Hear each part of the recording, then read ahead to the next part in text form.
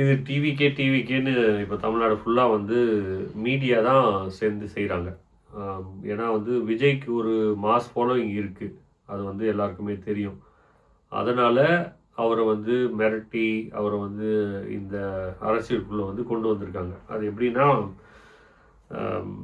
இந்த அண்ணாமலை இருக்கார் இல்லையா, அண்ணாமலை ரஜினி இருக்கார், அந்த அண்ணாமலை ரஜினியை வந்து அரசியல் உள்ள கொண்டு வரணும் அப்படின்னு வந்து மேலே இருக்க யூனியன் கவர்மெண்ட்டில் இருக்க இந்திய அரசாங்கம் வந்து விரும்புனதுனால ரஜினியை வந்து மிரட்டி பார்த்து கெஞ்சி பார்த்து வர வைக்க பார்த்தாங்க. அந்த அண்ணாமலை ரஜினி வரலன்றதுனால அதுக்கு பதிலாக ஒரு சாதா ஒரு டம்மி பீஸ் அண்ணாமலையை வந்து கர்நாடகாவில் ரெடி பண்ணி வச்சுருந்த அண்ணாமலையை கூட்டிகிட்டு வந்து இனிமேல்ட்டு இவர் தான்ப்பா வந்து ரஜினியோட கட்சியில் வந்து இருக்க போகிறாருன்னு எல்லாமே தயாரான நிலையில் ரஜினி வந்து பேக் அடித்து ஓடிட்டார். அப்போ வந்து கூட்டிகிட்டு வந்த ப்ராடக்ட் வேஸ்ட்டாக இருக்கே அப்படின்னு சொல்லி அந்த அண்ணாமலையை வந்து நீ இனிமேல் என்ன பண்ணு, நீ பாஜகவுக்கு போய் அப்படின்னு சொல்லி வித்தின் 1 மந்த் டு 2 மந்த்ஸில் வந்து என்ன செஞ்சாங்க அப்படின்னா, அவரையே கட்சி தலைவராகவே அந்த பாஜகவுக்கு ஆகிட்டாங்க. அதே மாதிரி தான் இப்போது ரஜினி கிடைக்காததுனால அடுத்ததாக யார் வந்து தமிழ்நாட்டில் ஒரு மாசா இருக்காங்க அப்படின்னு வந்து பார்த்து விஜயை வந்து கொண்டு வந்து இறக்கியிருக்காங்க இந்த அரசியல் உள்ள. இதை ஏன் செய்கிறாங்க வந்து பாஜகவே வந்து பாஜகலேயே வந்து விஜயை இணைச்சிடலாமே அப்படின்னு பார்த்தா வந்து அப்படி செய்ய மாட்டாங்க. அப்படி செஞ்சால் வந்து ஏன்னா வந்து சங்கி வாசம் ஸ்லைட்டாக அடித்தாலே வந்து நல்லா அடி அடின்னு அடிப்பாங்க தமிழ்நாட்டு மக்கள். இது ரஜினிக்கே நடக்குதுன்னா விஜய்க்கும் கண்டிப்பாக நடக்கும். அதனால் வந்து விஜயை வந்து தனியாக ஒரு கட்சியாக ஆரம்பித்து அவருக்கு இதுக்கு முன்னாடியிலேருந்தே கட்சி ஆரம்பிக்கணுன்ற ஆசைகள் வந்து இருந்துச்சு. இது விஜய் மட்டும் கிடையாது. இப்போ ஒரு அரசியலில் வந்து சில விஷயங்களை செய்யணும்னு வந்து முடிவு பண்ணிட்டாங்க அப்படின்னா அதுக்கான சூழ்நிலையை உருவாக்குவாங்க. அந்த சூழ்நிலையை உருவாக்குறதுக்கு இது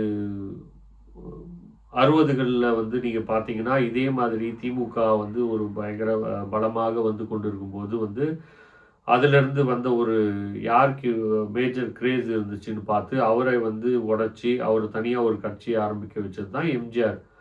அதே மாதிரி எம்ஜிஆர் மாதிரி ஒரு ஆப்போசிட் போல வந்து உருவாக்குறதுக்கு இந்த இந்த நேரத்தில் தேவைப்படுறது விஜயோட சப்போர்ட். அதனால் விஜய் வந்து கொண்டு வந்திருக்காங்க. அதனால தான் இப்போது மீடியாவும் சரி, இப்போ இவ்வளோ வந்து சண்டை போடுற திமுக வந்து விஜயை வந்து காட்டாமல் செய்யலாம் இல்லையா? ஆனால் அவங்களுடைய மீடியா வச்சு சன் டிவியாக இருக்கட்டும் மற்ற மீடியாஸ்களை வச்சு விஜயை வந்து எதுக்கு வந்து அவருடைய சுற்றுப்பயணம் அது இதெல்லாம் வந்து காட்டிகிட்ருக்காங்க, விவாத பொருளாக ஆக்கிட்டுருக்காங்க அப்படின்னா அப்போ தான் வந்து சினிமாவில் ஹீரோ வந்து ஸ்ட்ராங்காக இருக்கணும்னா வில்லன் வந்து ஸ்ட்ராங்காக இருக்கணும். அந்த மாதிரி நரேட்டிவ் வந்து செட் பண்ணுறாங்க. அப்படி தான் நான் இதை பார்க்குறேன். இதில் வந்து பாவம் இந்த ரசிகர்களாக வந்து விஜயோட டான்ஸுக்கும் விஜயோட ஸ்டைலுக்கும் விஜயோட மேனரிசத்துக்கெலாம் வந்து இத்தனை நாள் வந்து அடிமையாக இருந்து ரசிகர்களாக இருந்தவங்க மொத்த பேரும் வந்து அரசியல்னா என்னன்னே தெரியாமல் பாவமாக வந்து ஒரு தற்கூரிகளாக வந்து மாட்டிக்கிட்டு முழிக்கிறாங்க இதுக்கு நடுவில்.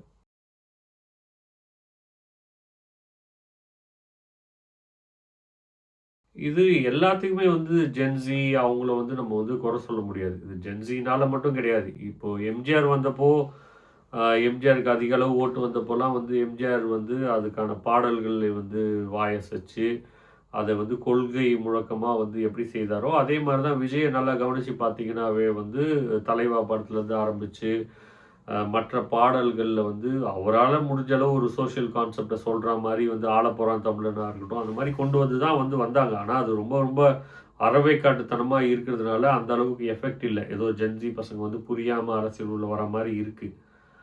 ஆனால் இதெல்லாம் திட்டமிட்டு தான் இதெல்லாம் செய்கிறாங்க.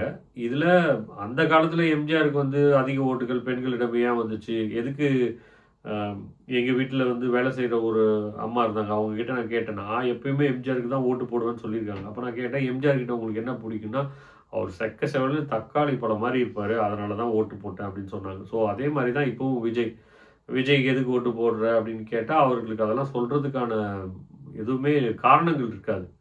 ஆனால் அது வழியாக ஒரு ஒரு மூமெண்ட்டாக அதை உருவாக்குறாங்க. வேறு கட்சிகளில் இடம் கிடைக்காதவங்க வேறு இப்போ செங்கோட்டையன் இருக்கார்.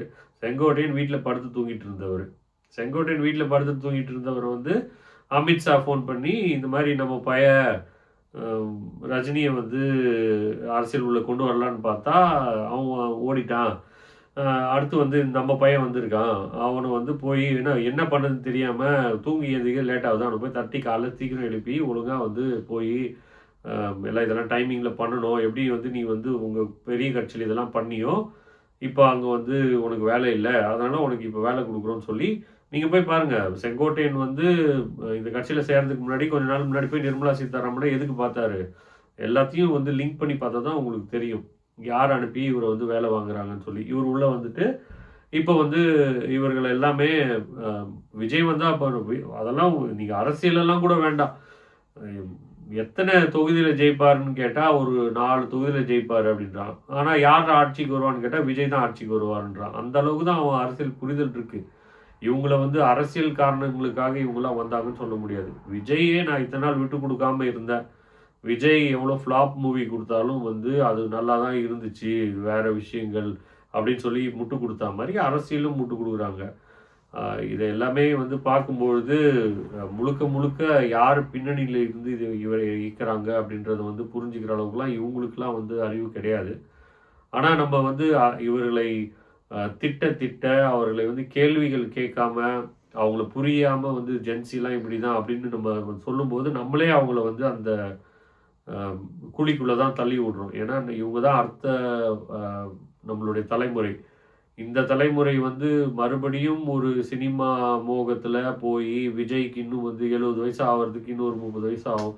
30 வருடமாக திருப்பி தமிழ்நாடு வந்து பின்பக்கமாக வந்து தள்ளப்படும். ஏன்னா காவி கரங்கள் வந்து பல பேரை கைப்பற்றிருக்கு. இவ்வளோ பேசுகிற விஜய் வந்து இப்போ திருப்பரங்குன்றத்தை பற்றி பேச மாட்டார். பாஜகவை வந்து கொள்கை எதிரின்னு தான் சொல்கிறாரு, அரசியல் எதிரி இல்லைன்றாரு. அரசியலுக்கு கொள்கை தான் முக்கியம். அந்த கொள்கை சார்ந்து தான் எதிரியா இல்லையானே அரசியல் எதிரியாக வருவாங்க. கொள்கை எதிரி ஆனால் அரசியல் எதிரி இல்லை அப்படின்றாரு. அவருக்கு வந்து மொத்தமாக எழுதி கொடுத்ததை அவர் வந்து நல்லா பேசுவாருன்னு எல்லாருக்கும் தெரியும். ஒரு டான்ஸ் மூவ் வந்து ஒரு தடவை சொல்லி கொடுத்தா வந்து அப்படியே மனசில் வச்சு ஆடுவாருன்னு தெரியும். ஞாபக சக்தி மட்டும் இருக்கிறதுனால மட்டுமே வந்து அவர் வந்து ஜென்சியை வந்து வழிநடத்திடுவாருன்னு கிடையாது. இதை வந்து நம்ம உடச்சி தான் சொல்லணும். அதிகமாக வந்து இவங்களை திட்ட வந்து இவங்க வந்து இன்னும் சப்போர்ட் தான் செய்துட்டு போவாங்க. அவங்களுக்கு புரிய வைக்கணும். உங்கள் தலைவரை நீங்கள் காப்பாற்றணுன்னா அவருக்கு ஓட்டு போடாதீங்களா, அவர் பாவம் மிரட்டி உள்ளே கொண்டு வந்திருக்காங்கன்னு புரிய வைக்க வேண்டியதுதான் நம்மளுடைய கடமையாக இருக்குது.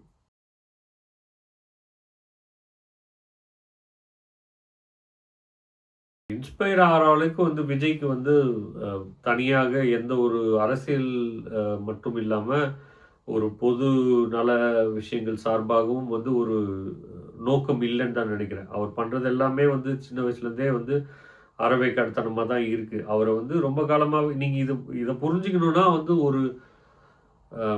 ஒரு ஆளை வந்து எப்படி உருவாக்கி கொண்டு வருவாங்கன்னு வந்து நீங்கள் புரிஞ்சுக்கணும். ஏன்னா இப்போது அண்ணாமலை இருக்காரு அப்படின்னா, அண்ணாமலையை வந்து நாளைக்கு உபயோகமாக இருப்பார் அப்படின்னு சொல்லி அவர் எங்கேருந்து கொண்டு வர்றாங்கன்னா, அவரை வந்து அவர் சிவில் சர்வீஸ் எக்ஸாம் எழுதுகிற போதுலேருந்தே அவர் வந்து ஐடென்டிஃபை பண்ணி பொட்டென்ஷியலான ஒரு கேண்டிடேட்டாக இது வந்து ஆர்எஸ்எஸ் வந்து ஒரு விதத்தில் இது மட்டும் செய்ய மாட்டாங்க. இப்போ இந்த நடிகர்களை வந்து அரசியலுக்கு கொண்டு வரணும்னு மட்டுமே அவங்களோட நோக்கம் கிடையாது. அவங்க வந்து பல வழிகளில் மருத்துவர்கள் இருப்பாங்க,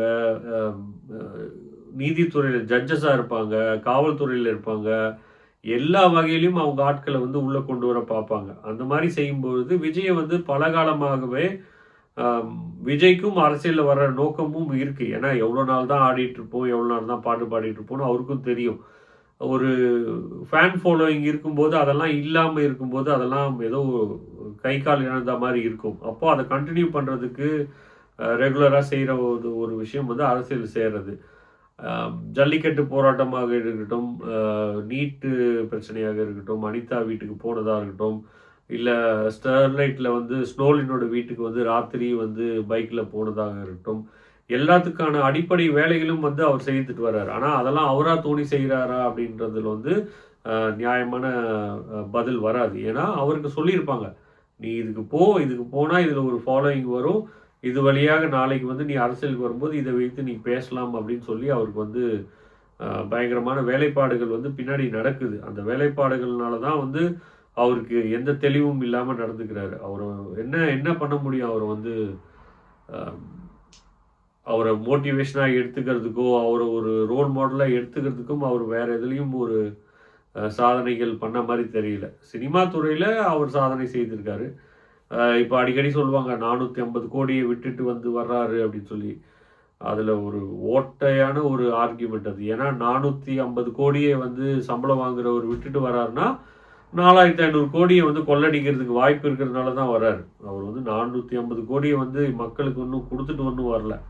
அவர் அது இது வழியாக வந்தால் ஆட்சியை பிடிக்கலாம். ஆட்சியை பிடிச்சா வந்து 450 கோடி வந்து ஒரு படத்துக்கு வாங்குறது, ஒரு கான்ட்ராக்டில் 4500 கோடி வாங்கலான்றதை வந்து கணக்கு போட்டு தான் வர்றாங்க அவங்க. விஷயங்கள் நடக்குது, சரியாக ஆர்கனைஸ் பண்ணலன்னு தெரிஞ்சும் வந்து எவனை கேட்டாலும் எக்ஸாம் இருந்துச்சு, எக்ஸாமா முக்கியம் அதனால் வந்தேன்றான். இன்னொருத்தனை கேட்டால் எங்கள் அப்பா ஐசியூவில் இருந்தார், ஐசியூவில் இருக்கிறவரை பார்க்காம வந்தேன்றான். இன்னொருத்தர் சொல்கிறான் எனக்கு இன்னொருத்தி சொல்கிறா என் புருஷனோட எனக்கு விஜய் தான் பிடிக்கும், அதனால தான் வந்தேன்னு சொல்லி சிரிக்கிறா. நேற்று ஒரு காணொலியில் ஒரு அம்மா சொல்லுது, இவ தான் என் தங்கச்சி ப்ரெக்னெண்ட்டாக இருக்கா, ரொம்ப லேட் ப்ரெக்னென்சி, டாக்டர் வந்து ரொம்ப ஜாக்கிரதையாக இருன்னு சொன்னார், ஆனாலும் அதெல்லாம் தாண்டி நாங்கள் ஈரோடுக்கு வந்திருக்கோன்றான். எல்லாமே வந்து ஒரு அறவைக்காட்டுத்தனமாகவே இருக்குது. இந்த அறவைக்காட்டுத்தனம்லாம் வந்து ஓட்டாக கன்வெர்ட் ஆகுமானா ரொம்ப கஷ்டம்தான். ஆனால் ஒரு பவர்ஃபுல்லான ஒரு ஒரு பர்சோனா இருக்கவரை வந்து இப்படி வீணடிக்கிறாங்களே அப்படின்றது தான் வந்து மிகப்பெரிய ஒரு கவலையாக இருக்குது. ஏன்னா நாளைக்கு தமிழ்நாட்டுக்கு முக்கியமான பிரச்சனைகளில் வந்து விஜய் வந்து தமிழ்நாட்டுக்காக நின்று தமிழர் உரிமைக்காக வந்து நின்றார்னா தாராளமாக இந்த மக்களை வந்து போராட்டத்துக்கு ஒரு நம்மளுடைய முக்கியமாக நம்மளை காப்பாற்றிக்கிறதுக்கு உபயோகப்படுத்தலாம். ஆனால் அதெல்லாம் விட்டுட்டு வந்து நம்ம 2 பேர் மாசு, மற்றவங்களாம் தூசு, இந்த மாதிரியெல்லாம் லூஸு, இந்த மாதிரிலாம் ஏதாவது பேசிக்கிட்டு இதை வந்து ஒவ்வொன்று கத்துறது. பாதி நேரம் வந்து பாதி பேருக்கு ஏதோ இந்த கோவிட் வேக்சின் வேலையை ஏதோ குரங்கோட ஏதோ டிஎன்ஏ எதையாவது வந்து இன்ஜெக்ட் பண்ணிட்டாங்களான்னு தெரில. எதை பார்த்தாலும் ஏஞ்சி நிற்கிறாங்க. கம்பி கட்டினா கம்பி மேலே ஏறி நிற்கிறாங்க, பனைமரம் தான் பனைமரத்து மேலே ஏறி நிற்கிறாங்க. இவங்களெல்லாம் வந்து ஓட்டாக கன்வெர்ட் ஆகுமானா கஷ்டம்தான். ஆனால் இவர் போகிற மாதிரியே வந்து போய் ஒவ்வொரு இடத்துலையும் வந்து பைக்கில் விழுந்து செத்து, தண்ணி இல்லாமல் 40 பேராக செத்தாங்கன்னா ஓட்டு பூத்து ஆட்களே இருப்பாங்களான்னு சொல்ல முடியாது. கூட்டம் வர்றவங்களுக்கு தான் வந்து ஆட்சியை பிடிக்கணும் அப்படின்னா வந்து அரசியல் வழியில் பார்த்தோம் அப்படின்னா வந்து வேலை திட்டங்கள் களத்தில் வந்து செய்ய வேண்டிய விஷயங்கள் நிறைய இருக்குது. களம் இல்லாமல் வெறும் வந்து மீடியா பப்ளிசிட்டியை மட்டும் வச்சுக்கிட்டு இவர் தான் வரப்போகிறாரு அப்படின்னும் போது இவர் வந்து இது முதல் முயற்சி கிடையாது. இதுக்கு முன்னாடியே வந்து விஜய் வந்து ஒரு கூட்டத்தில் வந்து அரசியல் பேச ஆரம்பிக்கிறார். இந்த மாதிரி வந்து இலங்கையில் வந்து என்னுடைய மீனவனை வந்து கை வச்சா வந்து இங்கே வந்து நாங்கள் சும்மா இருக்க மாட்டோம் அப்படின்னு சொல்லி பேசுகிறாரு. பேசும்போது வந்து கீழேருந்து அவர் வந்து பயங்கரமான வந்து ஒரு ஆதரவு குரல் வரும், நம்ம தமிழக உரிமைக்காக பேசுகிறோம் அப்படின் போது எதிர்பார்க்குறாரு. ஆனால் கீழேருந்து சத்தமே இல்லை. ஏன்னா அவனுக்கு வந்து தமிழ்நாட்டு மீனவர் பிரச்சனையும் தெரியாது, அதை பற்றி ஏன் வந்து பேசுகிறாங்கன்னு புரியாது, ஸ்ரீலங்கா தனி நாடா இல்லை இந்தியாவோட ஒரு பார்ட்டானும் தெரியாது. அதனால் அவன் வந்து அதை பற்றி ஒரு ரெஸ்பான்ஸே இல்லாமல் இருந்தோன்னா உடனே வந்து விஜய் வந்து போன படத்தில் வந்து இந்த மாதிரி குத்துப்பாட்டெல்லாம் இல்லைன்னு நீங்கள் ரொம்ப ஃபீல் பண்ணீங்க, இந்த படத்தில் வந்து வரப்போகிற படத்தில் குத்துப்பாட்டு இருக்குன்னு சொன்னோன்னா ஒவ்வொன்று கத்துறாங்க. ஸோ இந்த மாதிரியான அறவேக்காட்டான ஆட்களையே வளர்த்து கொண்டு வந்து அது ஓட்டாலாம் மாறாது. ஏன்னா கேரளாவில் ஒரு நகைக்கடை ஒன்று ஓப்பன் பண்ணாங்க. பல லட்சக்கணக்கில் வந்து ஒரு 60 லட்சம் மக்கள் கிட்ட வந்து வந்தாங்க. ஆனால் ஏன் வந்தாங்க அப்படின்னா கடையை ஓப்பன் பண்ணது வந்து சன்னி லியோனுக்கு 60 லட்சம் மக்கள் கூடுறாங்கன்னா அப்போது கேரளாவில் 60 லட்சம் ஓட்டு வாங்குற அளவுக்கு சன்னி லியோனுக்கு வந்து ஆதரவு இருக்கா? அப்போ நம்ம நேராக கூப்பிட்டு சன்னி லியோனை வந்து கூப்பிட்டு நிறுத்தலாமே.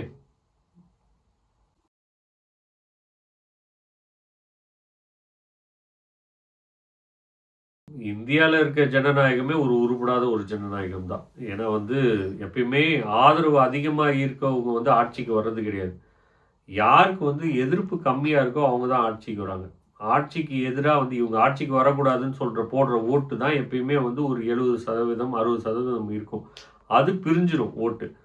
பிரிஞ்சதுல ஒரு 30% வந்து இவங்க வந்தா நல்லாயிருக்கும் அப்படின்னு இருக்கும். அத வந்து அவங்க என்ன பண்ணுவாங்கன்னா, மீதி ஒரு 10% வந்து அ மத்த இதர கட்சிகள் இருப்பாங்க. அவங்களோட சேர்ந்து இவங்க ஒரு ஆட்சி அமைச்சு, எங்களுக்கு பாருங்க, எங்களுக்கு வந்து அதிக பெரும்பான்மை வந்துடுச்சு அப்படின்னு சொல்லி, மக்களை முட்டாளாக்குற மக்களாட்சி தான் இந்தியால இருக்கு. அப்போ இது எல்லாமே வந்து பெர்சன்டேஜ் தான். இப்போ தமிழ்நாட்டுக்குள்ள கால வைக்கணும் அப்படின்னு வந்து இவர்கள் சங்கிகளுக்கு வந்து பல நாள் வந்து கனவு.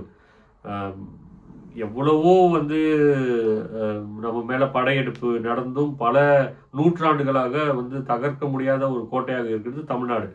இப்போ கல்கட்டாலயும் சரி, இப்போ இதுல வந்து வெஸ்ட் பெங்கால்லயும் சரி, கேரளாலயும் சரி, தமிழ்நாட்டிலயும் சரி, இவர்கள் வந்து உள்ள நுழையிறதுக்கு கொஞ்சம் கொஞ்சமா தான் வாய்ப்புகள் இருந்துட்டு வருது. மத்த இடங்கள்லலாம் வந்து ஒண்ணுமே தேவையில்ல.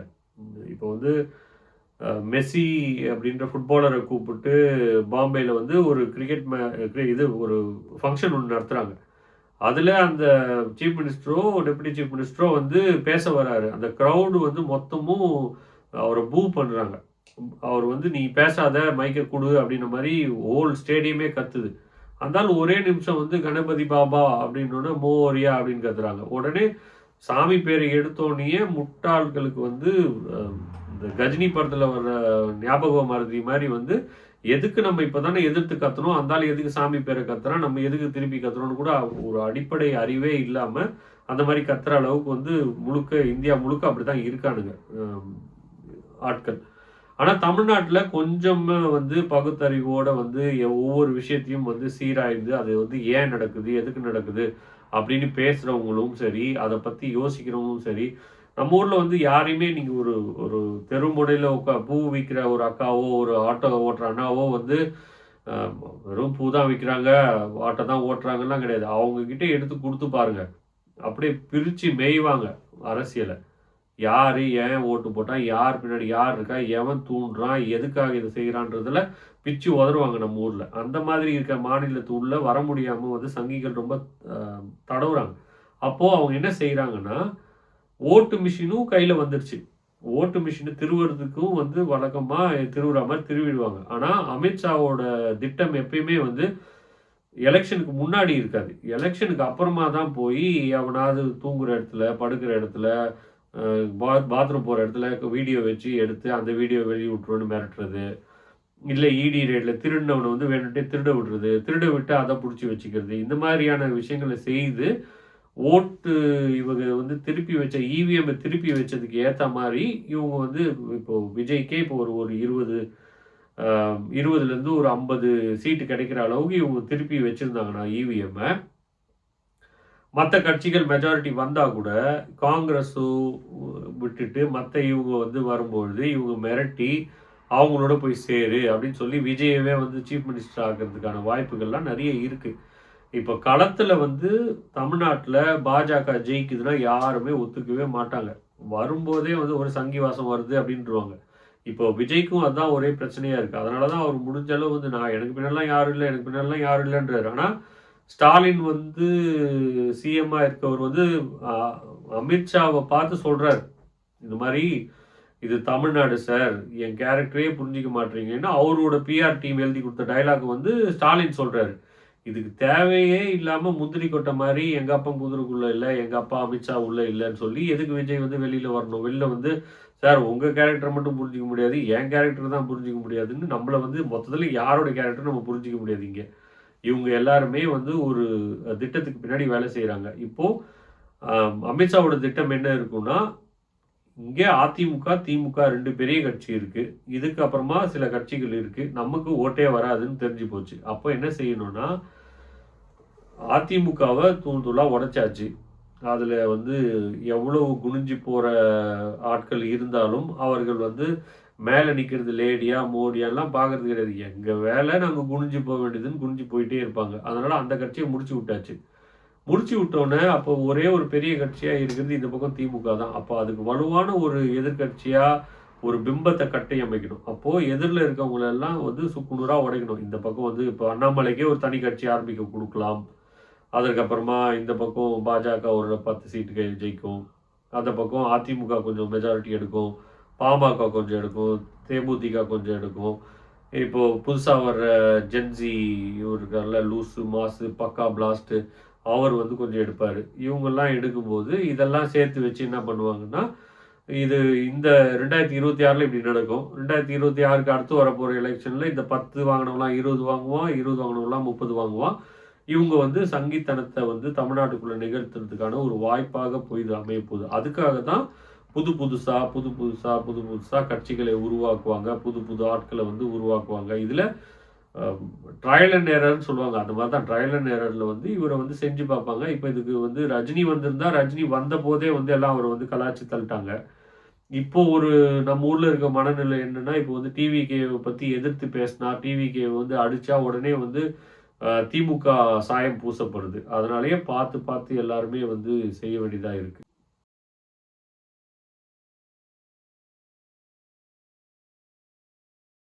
அவங்க என்ன செய்யணும்னா, முதல்ல இது வந்து சினிமா கிடையாது. அதே மாரி வந்து எலக்ஷன் அன்னைக்கு வந்து ஃபர்ஸ்ட்டு ஷோ கிடையாது. அன்னைக்கு வந்து பட்டாசு வெடிச்சு, உள்ள போயி என்னமோ பண்ற மாரிலாம் அப்படியெல்லாம் எதுவுமே கிடையாது. முதல்ல வந்து அரசியல் கட்சிக்குள்ள வந்திருக்கோம். கொள்கைனா என்ன? கொள்கை தலைவர்கள்னு ஒரு 4, 5 பேர சொல்லியிருக்காங்க. அவங்களெல்லாம் ஏன் சேர்த்து வச்சிருக்காங்க? நாளைக்கே வந்து விஜய் இல்லன்னா இந்த கட்சி என்ன ஆகும்? எதுக்கு எடுத்தாலும் விஜய் தான், விஜய் தான், விஜய் தான்னா, நாளைக்கு விஜய் இல்ல, விஜய் மிரட்டப்பட்டா என்ன ஆவாங்க? உங்களுக்கு அரசியல் வரணும்னா, அரசியல பத்தி படிக்கணும். நீங்க கிரிக்கெட் விளையாடணும்னா, கிரிக்கெட்ட பத்தி தெரிஞ்சுக்கணும். இப்போ வந்து இந்திய கிரிக்கெட் டீமுக்கு வந்து தோனி வந்து இருந்தாரு. இப்போ வந்து ரோஹித் சர்மா இருக்காரு. அது மாரிலாம் இருக்காங்க. அவங்கலாம் வாழ்க்கையே கிரிக்கெட்டுக்காக வந்து செய்தவங்க. இப்போ ஏதோ ஒரு சூழ்நிலையில வந்து ஒரு வெற்றிடம் உண்டாயிடுது. இப்ப இந்தியா கிரிக்கெட் டீமுக்கு வந்து தலைவர் இல்ல, ஒரு பேட்ஸ்மேன் இல்ல. உடனே நம்ம என்ன பண்ணலாம்? விஜய் ரசிகர்லாம் சேர்ந்து டிவிகேன்னு தள்ளின்னு போய் ஓப்பனிங் பவுலிங் போடுவாரு ஆஸ்திரேலியாக்காரு. நம்ம விஜய் வந்து சினிமால அடிச்சிருக்காரு. சினிமால வந்து அடிச்சா மாரி அங்க அடிப்பாரு அப்படின்னு சொல்லி நம்ம விடுவோமா? விடமாட்டோம். அதே மாரி தான் அரசியலும். அதனால எங்க பார்த்தாலும் வந்து டிவிகேன்னு கத்துறத விட்டுட்டு அரசியல்னா என்ன? எதுக்கு வந்து நம்மளுடைய தலைவர வந்து இப்படி வந்து கொண்டு வந்திருக்காங்க? அப்படின்றதெல்லாம் நீங்க புரிஞ்சுக்கிட்டு, அதுக்கப்புறமாக அரசியல்ல வந்து செயல்படணும். முதல்ல வந்து அ முதலமைச்சர் ஆவணும்னா, எம்எல்ஏ ஆவணுமா? எம்பி ஆவணுமா? அந்த லெவல்ல வந்து கத்துக்கிட்டு, அதற்கப்புறமா எங்க பார்த்தாலும் தூக்கத்திலருந்து டிவிகேன்னு கத்துற மாரி கத்தாம, அந்த வேலைகளை வந்து செய்தா வந்து நல்லாயிருக்கும். இதே மாரி வேற ஏதாவது கேள்விகள் இருந்தா வந்து கமெண்ட்ஸ்ல சொல்லுங்க. அந்த கமெண்ட்ஸ்க்கு வந்து அடுத்த காணொளியில வந்து பதில் சொல்லலாம். நன்றி, வணக்கம். கார்த்திக் தமிழ்.